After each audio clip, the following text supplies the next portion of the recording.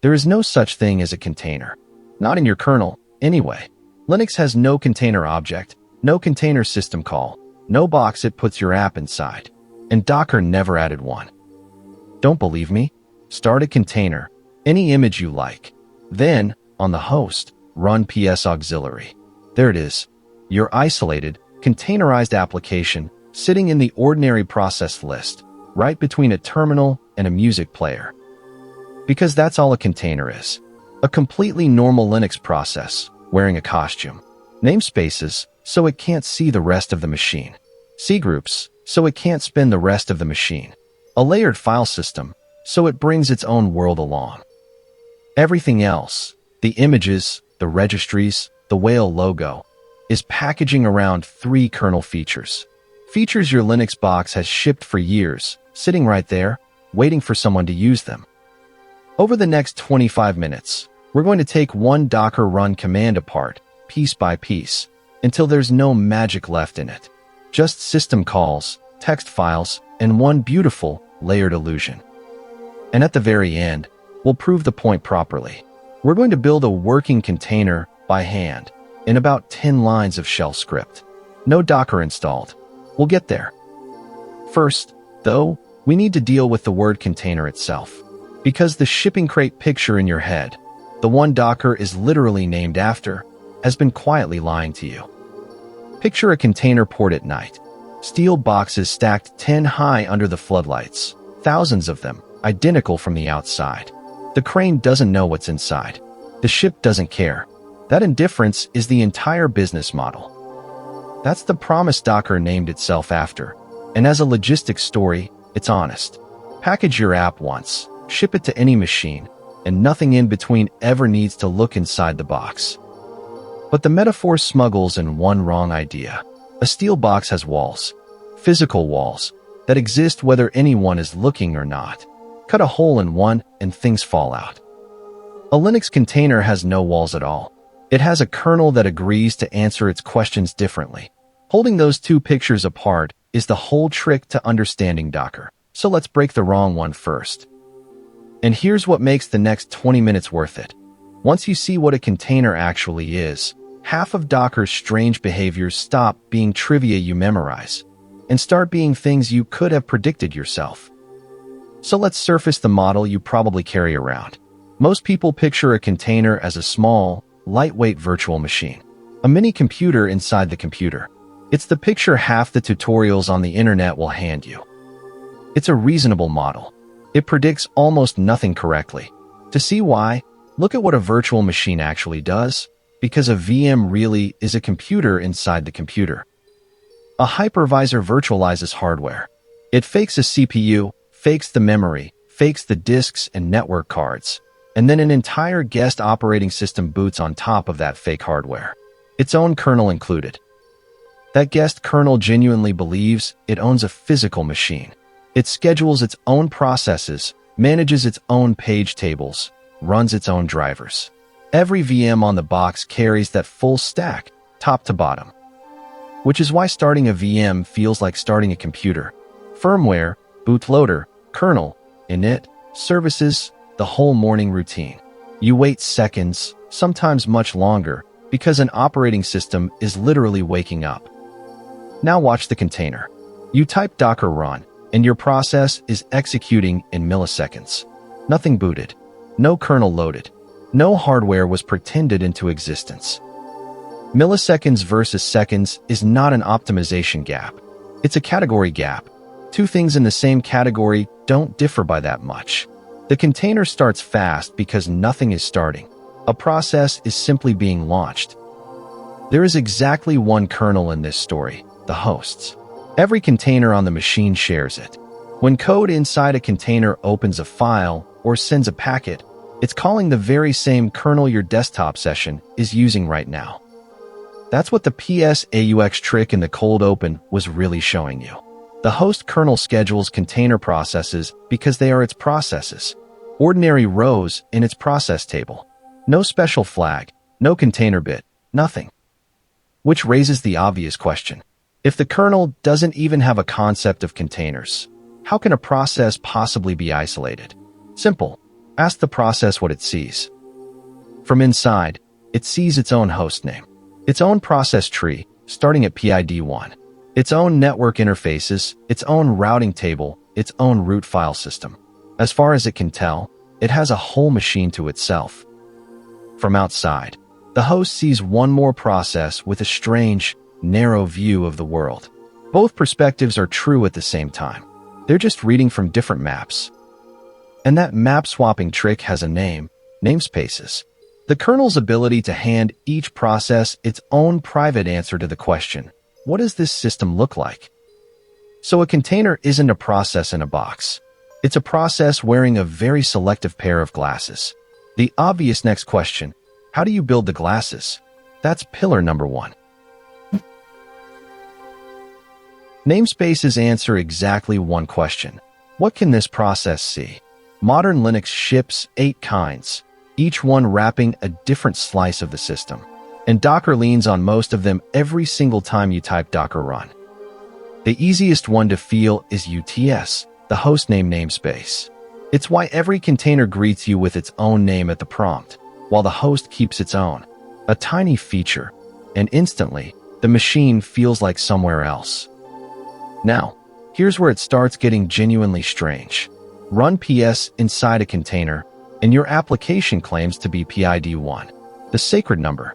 Init, the ancestor of every process on a Unix system. Ask the host about the very same process, and it might be PID 42,000. Both answers are correct. The PID namespace gives one process 2 identities, and the kernel translates between them on every system call. Being PID 1 isn't just a costume either. Inside its namespace, your process inherits init's actual responsibilities, adopting orphan processes, reaping zombies, duties most applications were never written to expect. And the isolation cuts both ways. The process can't see the host's processes or other containers. You can't kill what you can't name, and from inside the namespace, outside processes have no names at all. The mount namespace plays the same trick on the file system. The container gets a private mount table, so its root is a different root. Its config files, its libraries, its logs, all resolving inside a world assembled just for it. The network namespace goes further, an entire private network stack. Own interfaces, own routes, own ports. That's why 5 containers can all bind port 80 on one machine and never collide. 5 namespaces, 5 separate port 80s. Of course, a perfectly isolated network is perfectly useless. So Docker runs a virtual patch cable called a veth pair. One end inside the container's namespace, the other plugged into a software bridge on the host. Traffic climbs the cable, and the illusion stays sealed. IPC namespaces fence off shared memory and message queues. The backchannels processes on one machine used to whisper to each other. 2 containers, same kernel, and neither can hear the other whisper. Then there's the clever one, the user namespace. It maps user IDs between the 2 worlds, so root inside the container can be an ordinary, unprivileged user outside. Think about what that buys. Inside, the process swaggers around as UID 0, installing packages, binding privileged ports. If it ever breaks through a wall, it lands on the host as a high-numbered nobody with no keys to anything. The last 2 namespaces are quieter. The cgroup namespace hides the host's resource tree from the container, and the time namespace lets it shift its idea of uptime. Housekeeping mostly. But step back. The pattern should be loud by now. Every namespace is created the same way, a flag on a system call. Clone, to launch a new process straight into fresh namespaces. Unshare, to move the process you're already in.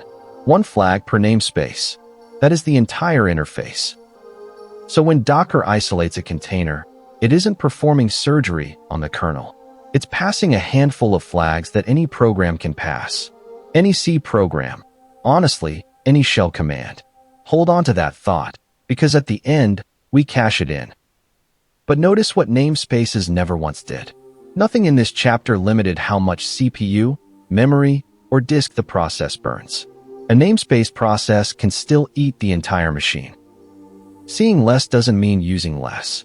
A container that can't see your files can still starve your database of every core it needs. Site is handled. Appetite is pillar 2. Control groups. Cgroups. Once you've been introduced. If namespaces decide what a process can see, cgroups decide what it can use. And the interface is going to sound like a joke. It's a folder full of text files. Go look at /sys/fs/cgroup on any modern Linux system. Since cgroups version 2, it's one unified tree. Every directory in that tree is a group. Every group is a budget. Every budget is enforced by the kernel itself. Want to cap a container's memory? Docker makes a directory and writes a number into a file named memory.maxcpu, a quota into cpu.maxProcessCount, pids.max. That's not a simplified diagram. That is the actual API. No daemon, no library, no binary protocol. You echo a number into a file, and the kernel begins enforcing it immediately for every process in the group. It's the most Unix interface imaginable configuration you can cat. So what actually happens when a container hits its memory cap? The kernel doesn't return a polite error first. It tries to reclaim memory, squeeze caches, swap things out, and if it can't free enough, it sends for the OLM killer. Normally, the out-of-memory killer is a machine-wide executioner, but invoked inside a C group, its jurisdiction shrinks to that group. It picks its victim from the budget that burst. Everyone else on the machine doesn't even notice. That's the practical miracle. One leaky service in one container dies at 3 in the morning, and the database in the container next door never misses a query. Same kernel, same physical RAM, separate budgets. The blast radius is a directory. CPU takes the same idea with a gentler ending. CPU.max holds a quota and a period. Use up your slice of each period, and the scheduler simply stops picking you until the next one starts. Throttle, not killed. Slower, not dead. And pids.max is the quiet bodyguard. It caps how many processes the group can create, which is why a fork bomb inside a well-configured container just fizzles. New forks get refused at the ceiling, and the host shrugs. Because groups are directories, budgets nest. A parent directory can hold a dozen containers under one shared ceiling, each child capped inside it. Whole trees of resource budgets, built out of nothing but folders. Step back and feel how different the two pillars are. Namespaces are a hall of mirrors. They bend what's visible. Cgroups are a meter on the wall. They count what's spent. Site and appetite, two mechanisms, cleanly separated. Put them together, and you have most of what the word container actually means. A process that sees a private world and spins from a meter to count. Except a private world needs furniture. When a container starts, it sees a full operating system's worth of files, and it sees them instantly. An entire Ubuntu tree can't just teleport in milliseconds, can it? It can, and the trick is the third pillar, OverlayFS. Less a file system, honestly, than a very disciplined stack of transparencies with a strict reading order. Here's the model. A Docker image is not one big blob of files. It's a stack of read-only layers. A base system at the bottom, your package installs above it, your application code on top. Each layer records only what changed relative to the layers below. And every run and copy line in a Docker file seals exactly one new layer. An image is literally the saved history of its own build. When a container starts, the kernel mounts the stack as one view. The image layers become the loader, read-only. Docker adds an empty writable upper tier on top, plus a scratch workdir for the kernel's bookkeeping. The container gets the merged view, a normal-looking root file system. Reads fall through the stack, top to bottom. Is the file in the writable layer? Take it. No. Check one layer down. Keep falling until the first hit. First hit wins. Writes are where it gets clever. The lower layers can never change, so the first time a container modifies a file, the kernel performs a copy up, copy the whole file into the writable layer, then apply the change to the copy. From that moment on, the container sees its private version, shadowing the original beneath. Change one byte of a large file, and the entire file gets copied up first. That's the tax the illusion charges.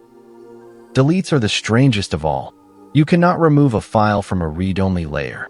So the kernel plants a whiteout instead, a marker in the writable layer that means, pretend this file does not exist. And a whiteout isn't an abstraction. It's a real thing on disk, a character device file with device number 00, a tombstone. The merged view sees the tombstone and hides everything underneath it. Which finally explains one of Docker's most famous gotchas. Add a Docker file line that deletes 2 gigabytes of cached junk, and your image gets bigger. The junk still ships, sealed forever in its old layer. Your delete just added tombstones on top. The only real fix is to never commit the junk at all. Create it and delete it inside the same run step, so the layer seals clean. You've heard that rule chanted in every Docker file guide. Now you know what it's actually about. Layers are also why pulls feel fast. Every layer is hashed and shared, so 2 images built on the same base keep those layers on disk once, byte for byte. Pull an update, and only the layers that changed cross the network. The build cache works the same way.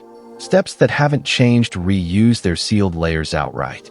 Order your Docker file so the volatile parts come last, and most rebuilds barely build anything at all.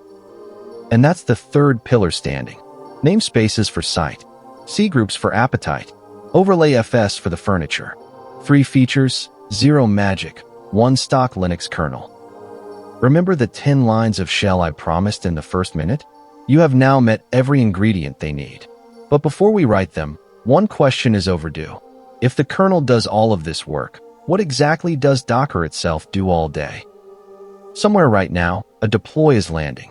A dark aisle of racks, fans screaming, and a pipeline pushing a freshly built image onto a fleet that never sleeps. Nobody logs into assemble namespaces by hand. Nobody echoes budgets into cgroup files at 2 in the morning.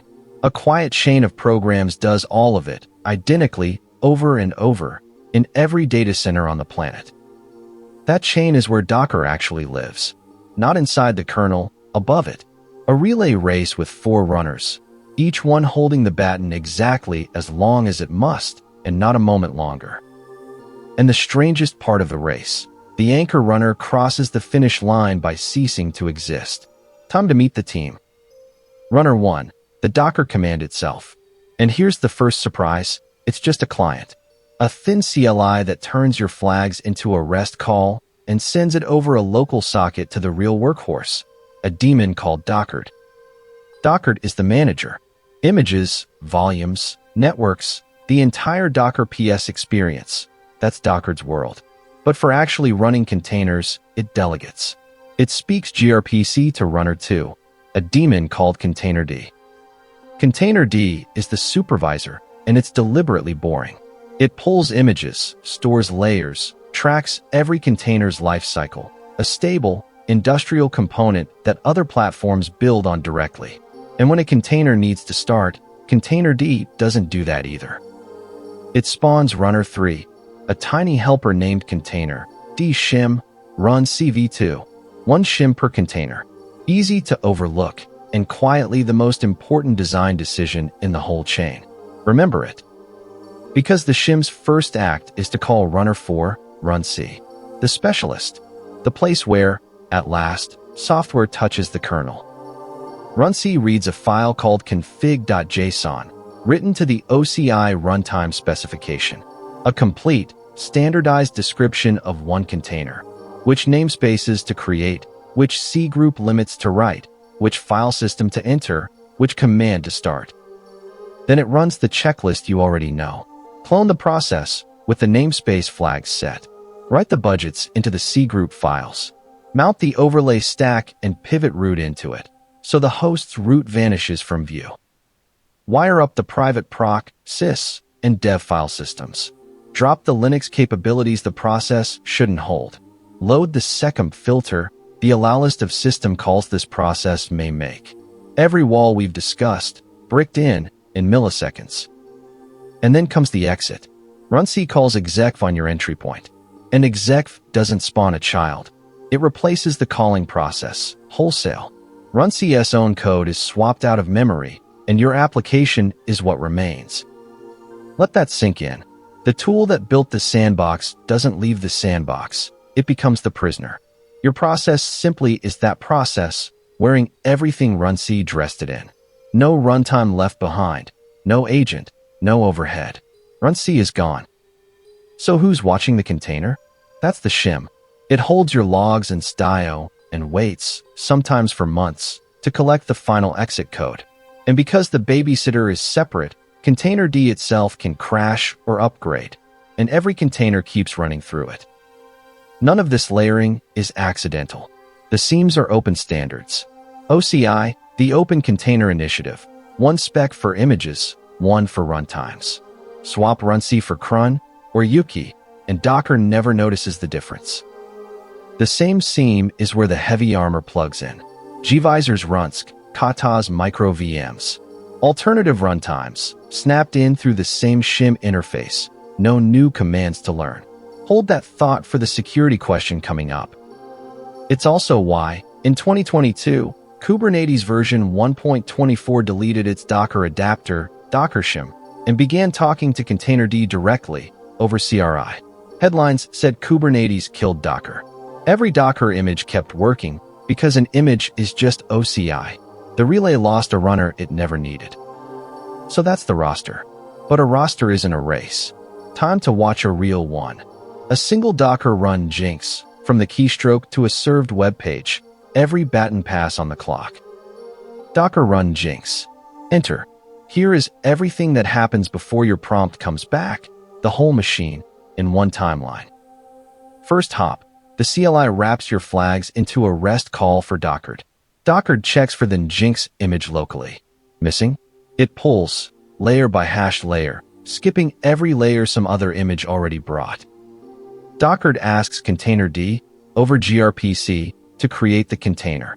Containerd writes the OCI bundle, that config.json, and snapshots the image layers into a fresh overlay stack, ready to mount, with an empty upper tier waiting on top.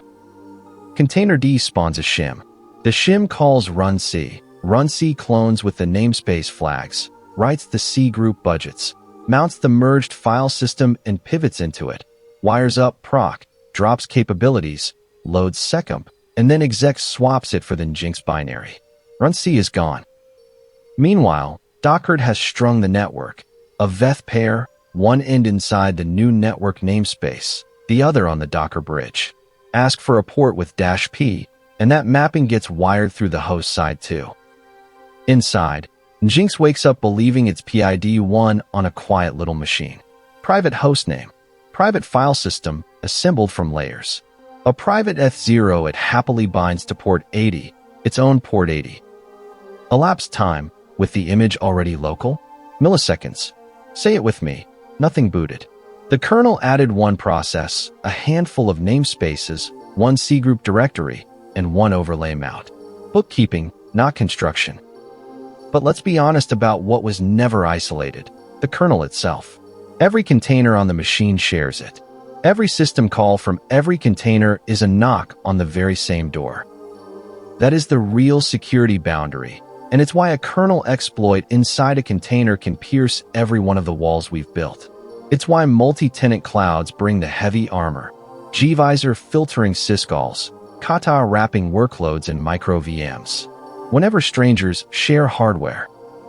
One process, selective glasses, a meter to count, borrowed furniture. That's the entire secret, and now you can never unsee it. If you enjoy teardowns at this depth, subscribe. One real engineering story, taken apart like this, every week. Now, I still owe you a container, built by hand, in about 10 lines of shell. Time to collect. The setup, a Linux box, a root shell, and one folder holding an extracted little file system, an Alpine base, untarred. That's the whole kit. No Docker anywhere on the machine. Line 1, unshare. Give it -p, -m, -n, -u, new PID, mount, network, and hostname namespaces, and have it fork a shell inside. One command. For walls. Ask that shell for its own process ID, and there it is, PID1. The grand illusion from the first half of this video, conjured by a single flag on a single command. Lines 2 through 5, the furniture. Root into the Alpine folder. Pivot root, if you're doing it properly. Then mount a fresh proc, so PS tells the truth about the new world. List a directory, and you see Alpine's files. The hosts are simply gone. Lines 6 through 9, the budget. Make a directory under the cgroup tree. Echo a memory cap into memory.max, a process cap into pids.max. Write your shell's process ID into the member list. Done. It can no longer eat the machine. Add a hostname for Flare and count what you've written. Roughly 10 lines of shell. And every load-bearing property of a container, isolation, budgets, a private root, is standing and enforced by the kernel. Now, to be fair about what it isn't, there's no image format, no registry, no port mapping, no build cache. Which is precisely the point. The isolation was never the hard part. The kernel had the primitive stones lying there all along. Docker's genius wasn't inventing those stones. It was the ergonomics. One humane command wrapped around clone flags, cgroup files, and overlay mounts. An image format worth standardizing. A registry to share it through. Packaging as a revolution. Docker build, Docker push, Docker run. Package once, run anywhere there's a Linux kernel. The industry didn't get new walls. It got a doorknob everyone could turn. And sometimes, that's the whole revolution. So the next time someone calls a container a lightweight VM, you'll smile. It's a process. It always was. Namespaces for what it sees. cgroups for what it spends. Overlay for what it stores. Every pod in every cluster, every pipeline you'll ever ship through, comes down to this same quiet machinery. Flags on a clone call, numbers in text files, layers in a stack. Docker run will never feel like magic again. What you get instead is better machinery you can actually reason about when it misbehaves at the worst possible hour on a Friday. More stories like this every week. If this one earned it, subscribe. Thanks for watching.